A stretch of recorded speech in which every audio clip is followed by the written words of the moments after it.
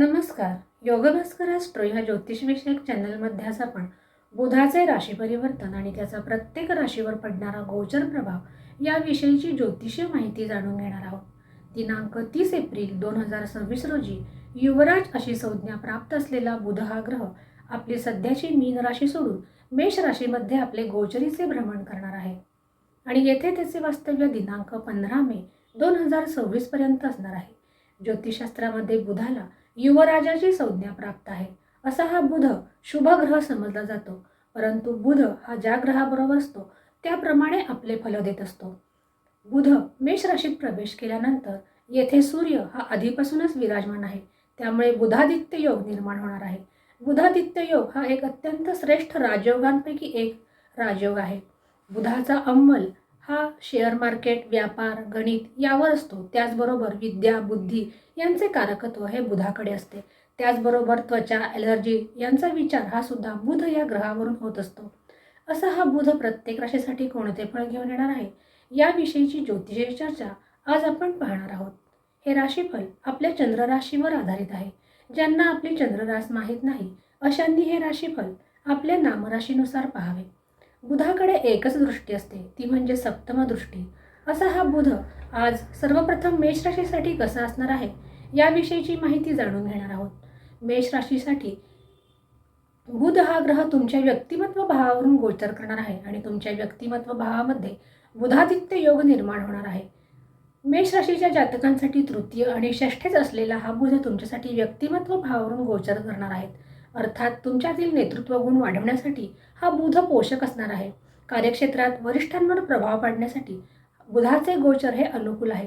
व्यावसायिक निर्णय अंमलात आणण्यासाठीचा हा कालखंड तुमच्यासाठी अत्यंत श्रेष्ठ आहे. बुधादित्य योगाचे तुमच्यासाठी शुभ परिणाम कार्यक्षेत्रात दिसून येणार आहेत. प्रेमीजनांसाठी सुद्धा हा कालखंड चांगला आहे, परंतु अहंकारामुळे तुमचे संबंध बिघडू शकतात, हे मात्र तुम्ही लक्षात ठेवले पाहिजे. दाम्पत्य जीवन हे सुद्धा सुखद असलेले दिसून येत आहे. प्रामुख्याने बौद्धिक बाबतीत तुमचे एकमत झालेले दिसून येईल आणि दोघांनी मिळून घेतलेले निर्णय हे तुमच्यासाठी फायदेशीर सुद्धा ठरू शकतात. परंतु आपली वाणी ही या कालखंडात मृदू ठेवणे तुम्हाला कठीण जाईल आणि म्हणूनच आपल्या वाणीमुळे कोणी दुखावणार नाही याची काळजी घेणे तुमच्यासाठी गरजेचे असणार आहे. विद्यार्थी वर्गासाठी बुधाचे हे गोचर अत्यंत अनुकूल आहे. बुद्धीमध्ये कुशाग्रता येण्यासाठी हा बुध तुम्हाला सहाय्यकारी असणार आहे. स्वास्थ्याचा जर विचार केला तर ज्यांना त्वचाजन्य विकार आहेत किंवा ॲलर्जी सदृश्य विकार आहेत, स्नायूंची दुखणी आहेत, अशा जातकांनी आपल्या स्वास्थ्याची योग्य ती काळजी घ्यावी आणि उपाय म्हणून श्री गणेशाची आराधना करणे, गजाननाला बुधवारी दुर्वा अर्पण करणे हे तुमच्यासाठी श्रेयस्कर असणार आहे. तर वृषभ राशीच्या जातकांसाठी द्वितीय आणि पंचम भावाचा असलेला हा स्वामी तुमच्यासाठी व्ययभावातून गोचर करणार आहे आणि त्याची 7वी दृष्टी तुमच्यासाठी षष्ठ भावावर पडणार आहे. धनाधिपती व्ययात, यामुळे खर्च होणार हे दिसत आहे. जीवनसाथीचे स्वास्थ्य हे सुद्धा या कालखंडात जपले पाहिजे. एकंदरीत वृषभ राशीच्या जातकांसाठी बुधाचे हे गोचर फारसे अनुकूल म्हणता येणार नाही, परंतु दूरचा व्यापार करणाऱ्या जातकांसाठी मात्र बुधाचे हे गोचर अनुकूल असणार आहे. व्यापाऱ्यांनी या कालखंडात कोणत्याही प्रकारची मोठी गुंतवणूक शक्यतो करू नये. आर्थिक निर्णय हे सुद्धा अभ्यासपूर्वक घेतले पाहिजे, कारण हानीची शक्यता हा बुध तुमच्यासाठी दर्शवत आहे आणि त्यासाठी विचारपूर्वक निर्णय घेणे तुमच्यासाठी गरजेचे असणार आहे. दाम्पत्य जीवन हे सुद्धा ठीकठाक असलेले दिसून येत आहे, परंतु ते सुद्धा काळजी घेणे हे गरजेचे असणार आहे. प्रेमीजनांसाठी सुद्धा हा कालखंड ठीकठाक असणार आहे. वैचारिक मतभेद होण्याची शक्यता आहे, याची मात्र त्यांनी दक्षता घेतली पाहिजे. कोणत्याही प्रकारचे विवाद हे तुमच्यासाठी घातक ठरू शकतात, हे तुम्ही लक्षात ठेवले पाहिजे. जे विद्यार्थी परदेशी जाऊन शिक्षण घेण्याची इच्छा करतात त्यांच्यासाठी हा कालखंड चांगला आहे. वृषभ राशीच्या जातकांच्या स्वास्थ्याचा विचार करता ज्यांना नेत्रपीडा आहेत किंवा मानसिक त्रास आहेत अशांनी आपली काळजी घेणे गरजेचे आहे. त्याचबरोबर झोपेच्या समस्या वृषभ राशीच्या जातकांना सतावू शकतात. उपाय म्हणून हिरव्या वस्तूंचे दान वृषभ राशीच्या जातकांसाठी हितावह असणार आहे. त्याचबरोबर श्री गणेशाची आराधना ही सुद्धा त्यांच्यासाठी हितावह दिसून येते. तर मिथुन राशीच्या जातकांसाठी लग्नेश आणि चतुर्थेश असलेला हा बुध तुमच्यासाठी लाभभावातून आपले गोचरीचे भ्रमण करणार आहे आणि त्याची 7वी दृष्टी तुमच्यासाठी पंचम भावावर पडणार आहे. मिथुन राशीच्या जातकांसाठी हा एक अत्यंत श्रेष्ठ असा कालावधी म्हणता येणार आहे. कामनापूर्तीचे योग या कालखंडात त्यांच्यासाठी हा बुध घेऊन येताना दिसत आहे. कार्यक्षेत्रामध्ये तुमचे वरिष्ठ तुमच्यावर खुश राहतील, त्यामुळे पदोन्नतीचे मार्ग तुमच्यासाठी मोकळे होताना दिसत आहेत. जुनी अडकलेली येणी या कालखंडात वसूल होऊ शकतात. व्यापाऱ्यांसाठी हा कालखंड अनुकूल आहे. सरकारी कामे मिळवणार असाल तर त्यासाठी हा कालखंड तुमच्यासाठी अनुकूल असे परिणाम घेऊन येताना दिसत आहे. कृतिका नक्षत्रात जेव्हा हा बुध जाईल त्यावेळेला सरकारी क्षेत्रात काम करणाऱ्यांसाठी हा कालखंड अनुकूल असणार आहे. दाम्पत्य जीवनाचा विचार करता दाम्पत्य जीवन हे सुद्धा चांगले असलेले दिसून येत आहेत.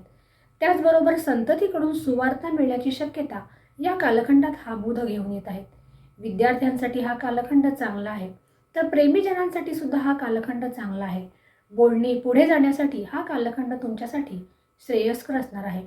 जे विद्यार्थी मॅनेजमेंटसारख्या क्षेत्रामध्ये काम करतात किंवा अभ्यास करतात त्यांच्यासाठी बुधाचे हे गोचर अनुकूल असणार आहे. स्वास्थ्याचा जर विचार केला तर जुन्या आजारातून मुक्तीचे संकेत हा बुध घेऊन येत आहे आणि तुमच्यामधील उत्साह हा वाढणार आहे. उपाय म्हणून श्री गणेश किंवा विष्णू आराधना किंवा दोघांचीही आराधना तुमच्यासाठी हितावह ठरताना दिसत आहे. तर कर्क राशीच्या जातकांसाठी तृतीय आणि व्ययभावाचा असलेला स्वामी तुमच्यासाठी दशमातून गोचर करणार आहे आणि त्याची 7वी दृष्टी तुमच्यासाठी चतुर्थ भावावर पडणार आहे. दशम भावामध्ये बुधाला कारकत्व प्राप्त होत असते. कर्क राशीच्या जातकांसाठी सुद्धा बुधाचे हे गोचर चांगले आहे. बौद्धिक क्षेत्रात काम करणाऱ्यांसाठी बुधाचे हे गोचर तुमच्यासाठी अनुकूलता घेऊन येत आहे. कार्यक्षेत्रामध्ये तुमचा दबदबा वाढणार आहे, परंतु तुमच्यावर जबाबदाऱ्या आणि प्रेशर सुद्धा येऊ शकते. नव्या ओळखी मिळवण्यासाठी हा कालखंड चांगला असणार आहे. बँकिंग, मॅनेजमेंट यासारख्या क्षेत्रात जर तुम्ही काम करत असाल तर त्यासाठी हा कालखंड चांगला असणार आहे. नोकरीत पदोन्नतीचे योग, व्यवसायामध्ये वृद्धीचे योग हा कालखंड तुमच्यासाठी सुखदायक असणार आहे. त्याचबरोबर तुम्ही राबवलेल्या योजना ह्या सफल होताना दिसणार आहेत. वाहन, वास्तू इत्यादी खरेदी करणार असाल तर त्यासाठी सुद्धा हा कालखंड चांगला आहे. घरामध्ये सकारात्मक ऊर्जा ही सुद्धा वाढलेली दिसून येत आहे. विद्यार्थ्यांसाठी हा कालखंड चांगला आहे. दाम्पत्य जीवनाचा विचार करता दाम्पत्य जीवन हे चांगले आहे आणि प्रेमीजनांचा विचार करता प्रेमामध्ये स्थिरता आणण्याचे संकेत हा बुध तुमच्यासाठी घेऊन येणार आहे. आणि स्वास्थ्याचा जर विचार केला तर कामाचा अतिरिक्त ताण हा तुमच्यासाठी थोडाफार थकान निर्माण करणार असू शकतो. त्यामुळे तुम्ही काम आणि स्वास्थ्य याची एकमेकांची सांगड घालणे गरजेचे असणार आहे. तर सिंह राशीच्या जातकांसाठी द्वितीय आणि लाभभावाचा असलेला हा स्वामी तुमच्यासाठी भाग्यभावातून गोचर करणार आहे आणि त्याची 7वी दृष्टी तुमच्यासाठी तृतीय भावावर असणार आहे. सिंह राशीच्या जातकांसाठी सुद्धा हा एक अत्यंत श्रेष्ठ असा कालखंड असणार आहे. धनाधिपती आणि लाभाधिपती यांचे गोचरीचे भ्रमण भाग्यभावातून ही एक अत्यंत श्रेष्ठ अशी स्थिती सिंह राशीच्या जातकांच्या वाट्याला आलेली आहे आणि त्यामुळे सिंह राशीला छप्पर फाडके यश अशी स्थिती ही दिसून येत आहे. भाग्याची जोड मिळताना तुम्हाला दिसत आहे. नोकरीत पदोन्नतीचे मार्ग, इतरांचे सहकार्य हे लाभताना दिसत आहेत. व्यापारात सुद्धा अनुकूलता आणि लाभाचे योग हा बुध तुमच्यासाठी घेऊन येत आहेत. पराक्रमामध्ये वृद्धीचे संकेत मिळत आहेत. दाम्पत्य आणि प्रेमीजनांसाठी हा कालखंड चांगला असणार आहे. विद्यार्थी वर्गासाठी बुधाचे हे गोचर अनुकूल आहे आणि विशेषतः उच्च शिक्षण घेणाऱ्यांसाठी बुधाचे गोचर तुमच्यासाठी हितावह असणार आहे. त्याचबरोबर या कालखंडात लांबचे प्रवास योग हे येऊ शकतात. स्वास्थ्याचा विचार करता सिंह राशीच्या जातकांचे स्वास्थ्य हे सुद्धा ठीकठाक असलेले दिसून येत आहे. उपाय म्हणून सिंह राशीच्या जातकांनी श्री गणेशाला दुर्वा अर्पण करणे त्यांच्यासाठी हिताचे असणार आहे. कन्या राशीच्या जातकांचा जर विचार केला तर त्यांच्यासाठी लग्नेश आणि दशमेश असलेला हा बुध तुमच्यासाठी अष्टमातून आपले गोचर करणार आहे आणि त्याची 7वी दृष्टी तुमच्यासाठी धनभावावर म्हणजेच द्वितीय भावावर पडणार आहे. कन्या राशीच्या जातकांसाठी बुधाचे हे गोचर फारसे चांगले म्हणता येणार नाही. कार्यक्षेत्रामध्ये नको असलेले बदल हा बुध घडवून आणू शकतो. वरिष्ठांची सुद्धा तुम्ही या कालखंडात सांभाळून वागले आणि बोलले पाहिजे. विवादाची शक्यता ही निर्माण होत आहे, त्यामुळे तुमचे बोलणे हे तितक्याच तितके ठेवल्यास तुम्हाला याचा त्रास होणार नाही. नवीन गुंतवणूक, नवीन स्थावर प्रॉपर्टी यामध्ये गुंतवणूक ही सध्या न केलेलीच बरी. परिवारामध्ये कलहाची स्थिती हा बुध निर्माण करू शकतो. पैतृक संपत्ती संबंधी जर तुम्ही कामे करत असाल तर त्यामध्ये वाद होण्याची शक्यता ही दिसत आहे. घरामध्ये तुमचे बोलणे हे इतरांचे मन दुखवू शकते, यासाठी तुम्ही काळजी घेतली पाहिजे. प्रेमीजनांसाठी सुद्धा हा कालखंड फारसा अनुकूलता दर्शवत नाही. विश्वास असणे हे प्रेमी जीवनामध्ये गरजेचे असणार आहे. विद्यार्थ्यांसाठी हा कालखंड चांगला आहे. विशेषतः जे गहन अध्ययन करतात किंवा रिसर्च क्षेत्रामध्ये काम करतात त्यांच्यासाठी बुधाचे हे गोचर चांगले असणार आहे. स्वास्थ्याचा विचार करता तुम्ही तुमच्या आरोग्याची खबरदारी घेणे हे सुद्धा तुमच्यासाठी गरजेचे असणार आहे.